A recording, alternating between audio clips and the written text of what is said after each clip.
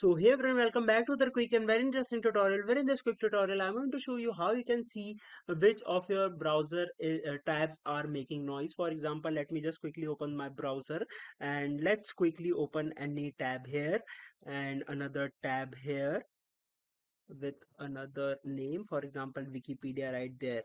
Now for example, if this tab is making some noise, some if some noise, now here you're gonna see.